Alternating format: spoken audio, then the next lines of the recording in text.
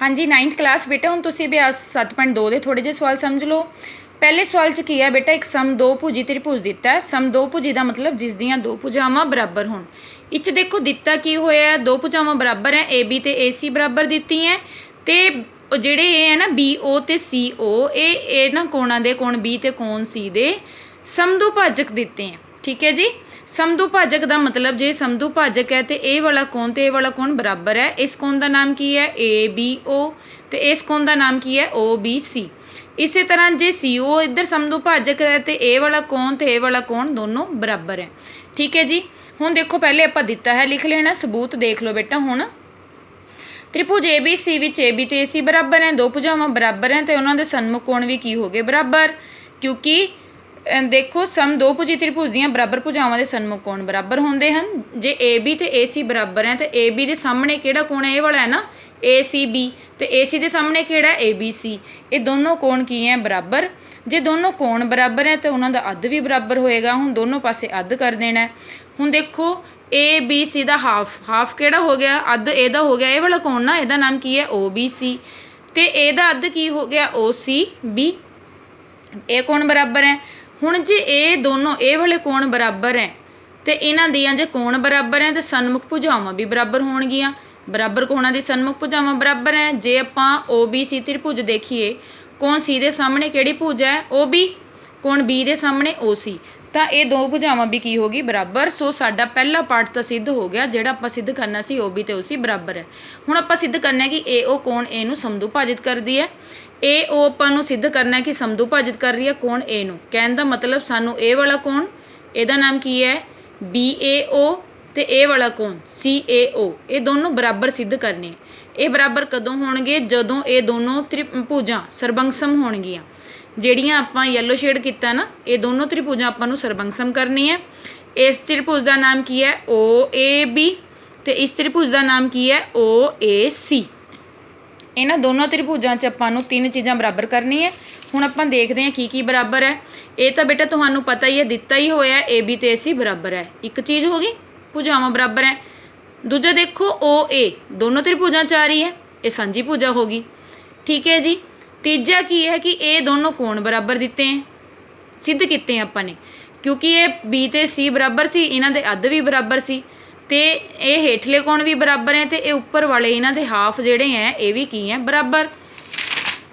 ठीक है जी AB ते AC बराबर है दिता है OB ते OC आपां ने सिद्ध किया है तो ये वाले कोण भी बराबर है क्योंकि जब पूरे कोण बराबर हैं तो उन्होंने हाफ भी बराबर हैं। इस करके दोनों त्रिभुजा सरबंगसम होगी किहड़े नियम तो SAS तो इसलिए दोनों कोण की हो गए बराबर। ये रीजन लिख देना ये की है सरबंगसम त्रिभुजां दे संगत भाग।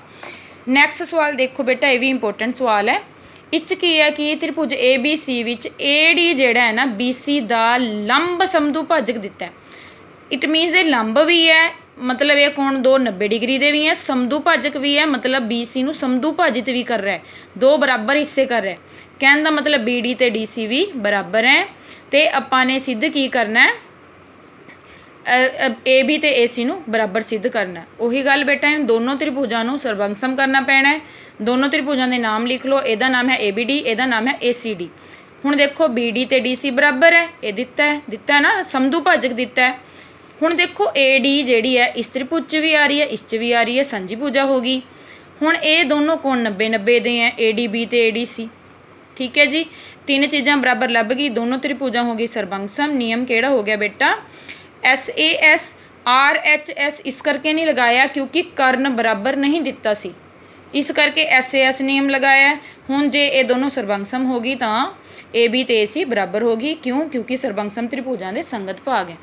तीजा सवाल देख लो बेटा इस आपां नूं की दिता होया ABC समदोभुजी त्रिभुज दिता है।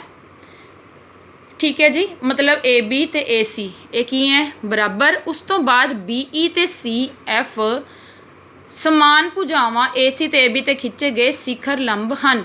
ये शिखर लंब दिते हुए आपां नूं बराबर नहीं दिते। हुण ध्यान दो सिद्ध करना है कि ये शिखर लंब बराबर हैं समान ये समान सिद्ध करने हैं।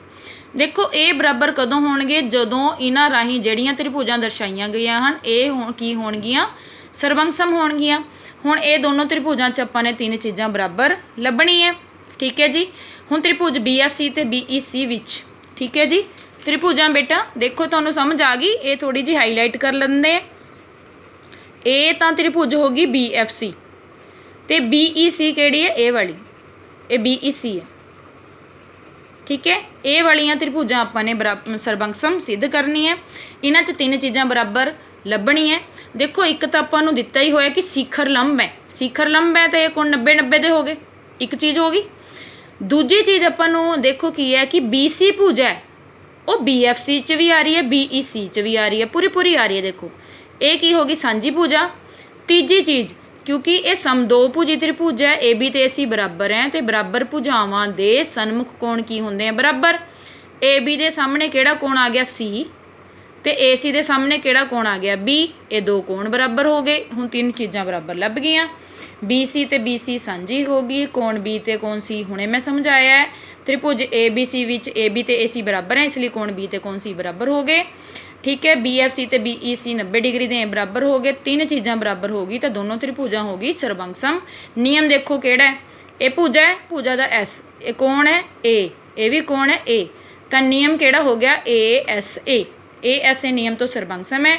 जे सरबंगसम है तो BE ते CF बराबर हो गए, तो ये लाइन लिखनी जरूरी है। क्यों क्योंकि ये सरबंगसम त्रिभुजां दे संगत भाग हैं, इसलिए शिखर लंब की हो गए बराबर। ओके बेटा।